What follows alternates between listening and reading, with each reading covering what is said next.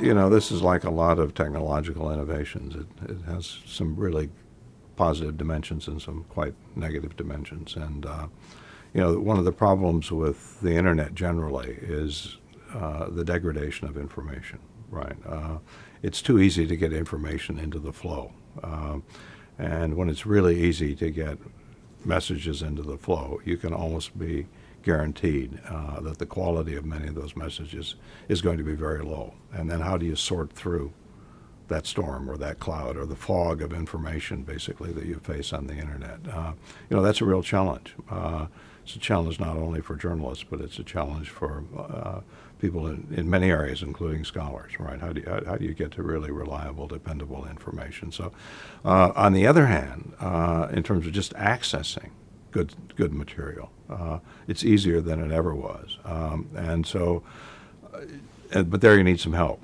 You either have to develop the tools yourself, and I think one of the things that the Journalist Resource Site is trying to do is not only kind of provide studies, but provide basically some roadmaps to using studies, to using data, to giving you tips as to really how to think about, is this what I think it is? How do I interpret this material? That's not self-evident in many cases. Two different questions. One is in the context of something like Journalist Resource. One reason I like the idea, the concept behind Journalist Resource, is that knowledge has a universal character that hardly anything else has, right? So we don't have one climate science in the U.S. and another climate science in China, and yet a third climate science in Germany.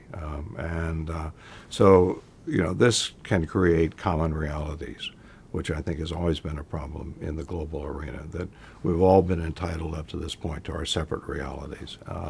And so there's an American reality about the Middle East that's quite different, for example, than the Russian reality of the Middle East, much less what it looks like on the ground in the Middle East. Now, some of those things are cultural, and they'll always be there, and they'll always be reflected in the news system. So that's one part of it. The other part, in terms of kind of globalization. Almost every new technology in some ways pushes things up as opposed to pushing them down. And maybe this kind of everything is local movement on the internet, maybe that will reverse the trend. But if you think about television, for example, what it did, until television came along, public affairs news in the United States was kind of evenly balanced between local and national, with some international. It was evenly balanced between the Congress and the presidency. Television comes along, what happens? The news becomes more about national affairs, because the television market is a national market, not the local market of the newspapers. It becomes more about the presidency and less about Congress. Why? Well, because the presidency is a national office, and Senate and House seats are not.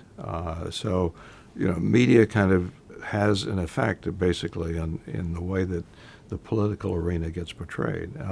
Now, the internet is global in a way that television is not, and presumably that will bump things up another level. Now, it's harder.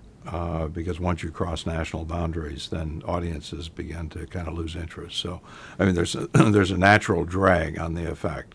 But I think over 100 years, you can think of, there's going to be more commonality to values, more commonality to cultures. Now, that could be a good thing. But it also could be when you have dominant cultures driving the media system, and this has always been a complaint on the part of the third world, that too much of the media is about the first world and first world values. It's also conceivable to think that it could have a dark future in terms of exacerbating those gaps that exist between the cultures. The other thing about the internet, but also cable, is that increasingly we have niche audiences, audiences that are really organized around the values that the people who are part of that audience really want to have realized. And then the information gets shaped around their values. And you can see that in the case of Fox News. It was a pretty deliberate strategy on the part of Fox these things happen slowly. It took Fox about 10 years to really, in a sense, create that audience so that it was heavily Republican and very loyal. But it can be done.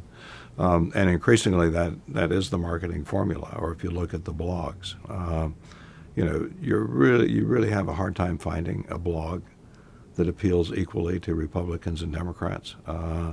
And increasingly, if you look at the blogs that are on the liberal side, they're also fragmented. In some ways, the media system is beginning to look like the interest group system.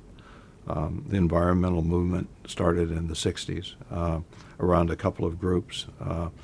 Within 25 years, there were more than 250 significant environmental groups, most of which had their own narrow issue within the environmental policy area. And I think that's, increasingly likely to be that the way that we get our information. But it's still going to be nestled in an information system where information will be coming from a much larger kind of place, right? But the key is it's going to be filtered to fit the interests of the niche audience.